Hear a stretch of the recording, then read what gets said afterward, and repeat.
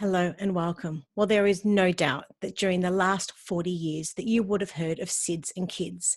And I'm sure that you can recall seeing people wear a bright red nose or driving their car with a big oversized one on the front bonnet, all in support of bereavement for sudden infant death and to research and to promote safe sleep techniques.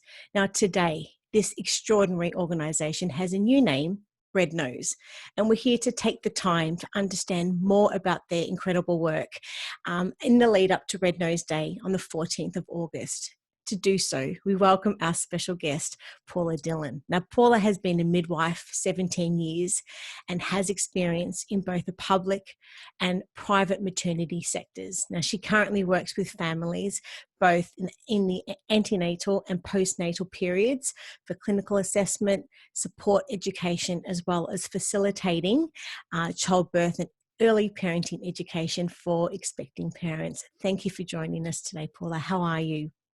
Yeah, well, thank you, Rachel. Thanks for having me. Now, Red Nose are famous for Red Nose Day, which originated all the way back in 1988 when they urged Australians to wear a red nose and to be silly for a serious cause. Now, 32 years later, it's hard to believe it's that long, but 32 years later, Red Nose Day is still a much loved and iconic national fundraising event. And as we just mentioned before, will be celebrated this year on Friday, the 14th of August. Now, you are very passionate about this in particular, and I guess helping break taboos around stillbirth and miscarriage. Also, using evidence-based information to guide best practice. Now, this is all prompted originally by your own experience. So just initially, can you tell us a little bit about your personal experience? Yeah, no worries, Rachel. I'm a mother to three living children. Our eldest daughter is 16. And then in 2005, we experienced the devastating stillbirth of our second daughter, Annabelle, completely unexpectedly, 6 days past her due date. And I was already a midwife at the time, and I'd heard about what was then SIDS in kids, but never in my wildest nightmares would I have thought I'd be reaching out to them personally. So after Annabelle was stillborn, I received a phone call from a beautiful counsellor from SIDS and Kids, and was put in touch with a support group, which I attended for a long time, and then went on to do some peer support of my own, supporting other parents who have suffered the devastating loss or death of a baby or child. And yeah, my volunteer work has continued there. I now do some volunteer work on the phone line, and have just always kept my finger in. I've always had an interest in education, and I guess tying it in with my midwifery career and my passion and interest in education, and then personal experience of stillbirth.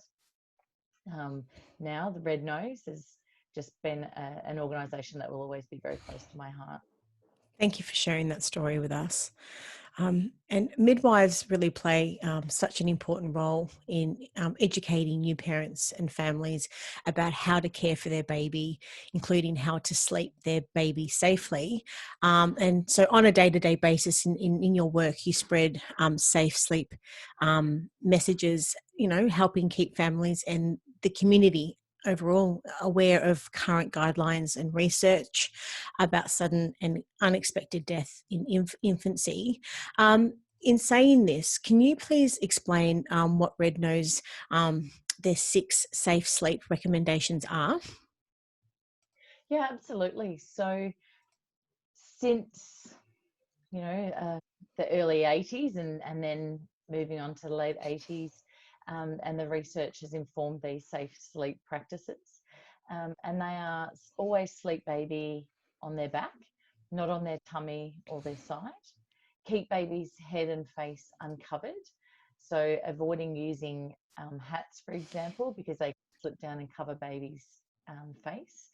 Keep baby smoke free, not just after birth, but also before birth, during pregnancy. Have a safe sleeping environment night and day. So that includes making sure the mattress is firm, that it's clean and flat, that it's in a safe cot that meets Australian industry safety standards, and making sure that there's no blankets, soft bedding, toys, bumpers, doonas, pillows in the cot around baby. Sleeping baby in the same room as parents, for preferably for the first 6 to 12 months. And lastly, breastfeeding baby where possible. Mm-hmm. Thank you for sharing those. And these, or Red Nose's safe sleep recommendations, come from more than 40 years of evidence-based research. And as a result, Red Nose has led the world in reducing incidence of SIDS by more than 85%, which is just an incredible, stat to be reporting on, and incredible work. And the recommendations you've just shared are evidence-based, with the view to sleep baby safely and reduce the risk, as we were just saying, of sudden unexpected death in infancy. Now, in saying this, we published Red Nose's article titled, "What is a Safe Sleep Environment for Your Baby?" For someone who hasn't yet read the article, can you please tell us what it's about and then what inspired Red Nose to write it? So the article was inspired by some research, and some research about infant care practices and parent uptake of safe sleep messages. Mm-hmm. And that was based in Queensland. But it was prompted by Red Nose was prompted to write this, because there's still, the message is out there, but is it really being adhered to? So, they write these articles to provide evidence-based information to the community about those safe sleeping guidelines that I've just outlined. Mm-hmm. So I understand there's been some quite concerning new research into safe sleep recently published in Queensland, as you just mentioned. Can you maybe tell us a little bit more about this? Yeah, so the research article that I've just mentioned, that was a real eye-opener. Mm-hmm. It came from a survey of more than 3,300 new parents in Queensland, and it was published earlier this year in BMC Pediatrics. And you're right when you say that the findings were concerning. Three of the main findings that they found were more than 1 in 3 new parents said they hadn't been putting their babies on their back to sleep. Mm-hmm. Also, 38% of infants were sleeping with soft items, bulky bedding, or sleeping on a soft surface. And only 13% of families reported routinely practicing all 6 safe sleep messages that I've just explained as well. And we know that these are all risk factors for sudden infant death. And we also know that no parent would willingly put their baby at risk. So it's really good to know this research, because this sort of research can inform future messages and education messages for new parents and the community. Mm-hmm. And we'll have a link through to that article in the show notes, which also sort of clicks through to some other bits and pieces as well. There's some great hyperlinks in there. I've also read that more than 3,000 babies, toddlers, and preschoolers die suddenly and unexpectedly in Australia each year. And we're losing them to causes such as stillbirth, SIDS, miscarriage, and neonatal death. Could you please tell us what is Red Nose doing to encourage new parents to ensure that their babies are sleeping safely? So Red Nose provides a whole range of evidence-based supports Mm-hmm. to help new parents sleep their baby safely.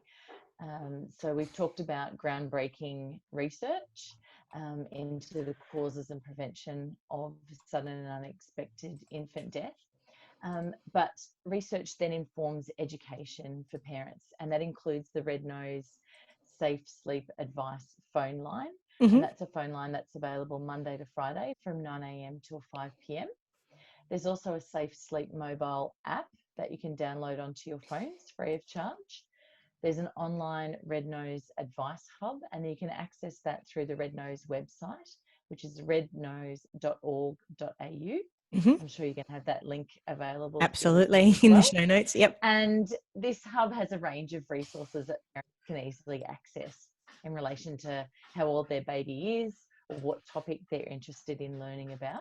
Mm-hmm. And Red Nose also has a hospital discharge pack, and that's got all the tools that new parents need to sleep baby safely at home. And once again, the key to all of this education comes back to those 6 safe sleep recommendations. Yes. Now, you're an executive volunteer and Queensland representative for Still Aware. They're an Australian not-for-profit charity solely dedicated to ending preventable stillbirth through awareness and education in pregnancy. And I've met with them before. I think they're doing incredible work also. Yeah. And you're also a volunteer parent supporter with SANS and Red Nose 24/7 phone line as well. So I'd love to know from that perspective, what work is Red Nose currently doing with healthcare professionals, including maternal and child health nurses, paramedics and first responders? So Red Nose has been involved in a number of research projects as well. Yes, yes.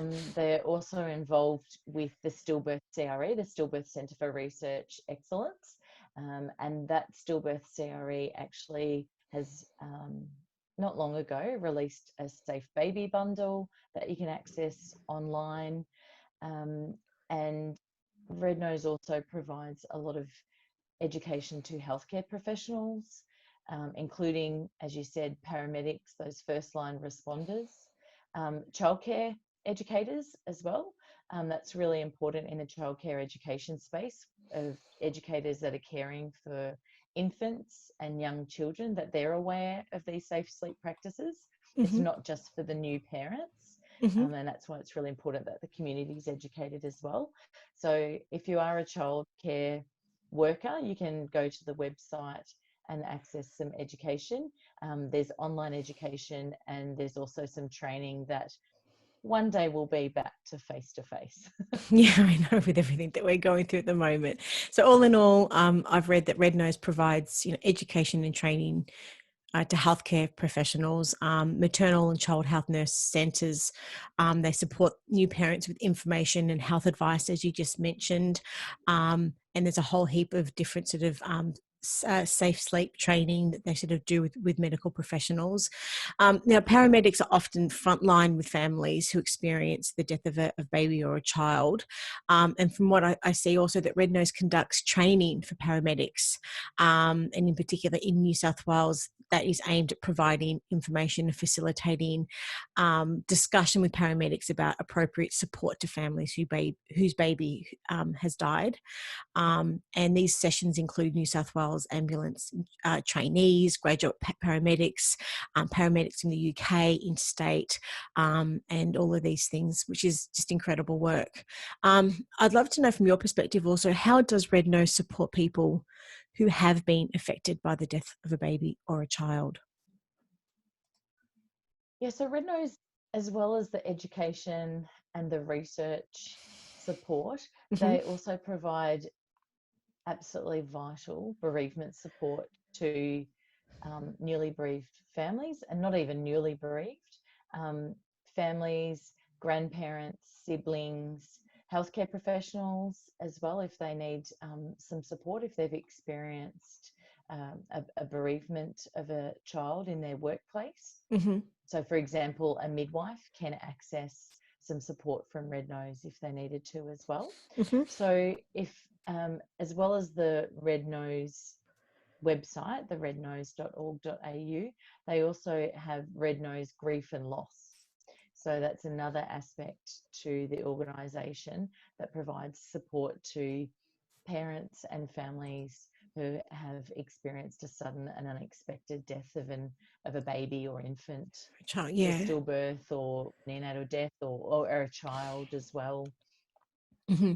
So Red Nose provides specialist and evidence-based bereavement support from qualified counsellors, free of charge to anyone affected by the death of a baby or a child, from causes including SIDS, stillbirth, neonatal death, and miscarriage, amongst other causes.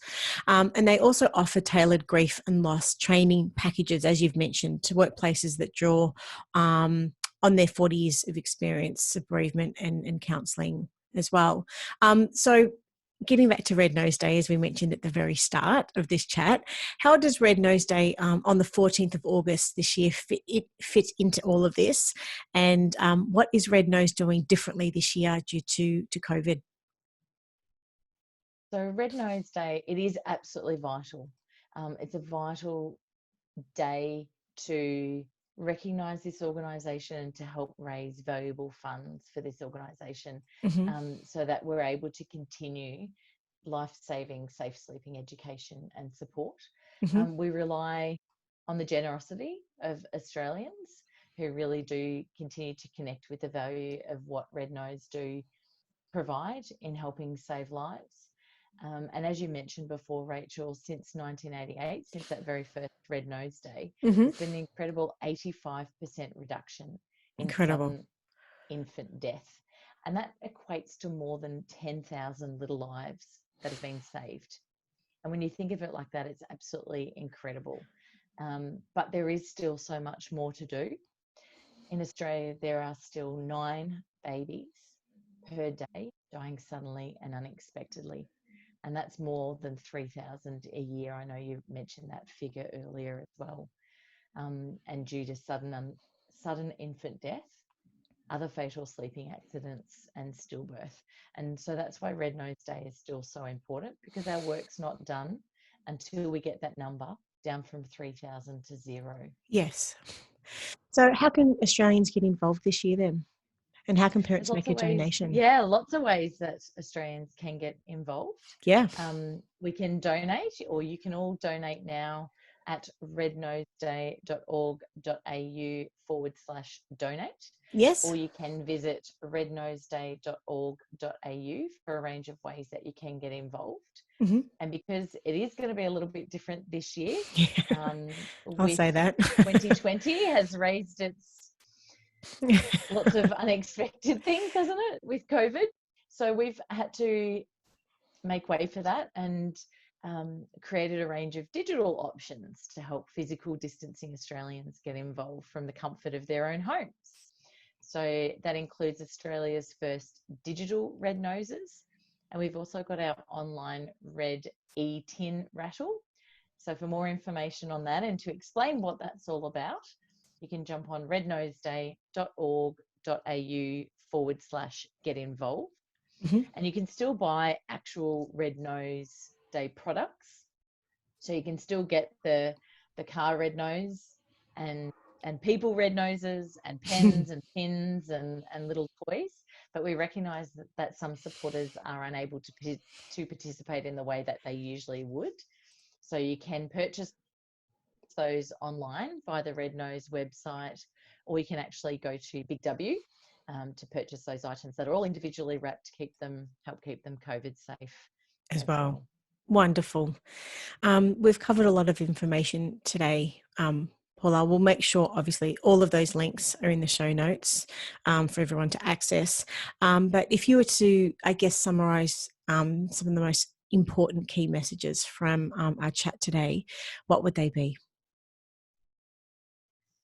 Thanks for the opportunity, Rachel. The key messages would be going back again to the safe sleep guidelines, and those safe sleep messages are sleep baby on their back, keep head and face of baby uncovered, keep your baby in a smoke-free environment before and after birth, have a safe sleeping environment night and day, sleep your baby in your room, and breastfeed wherever possible.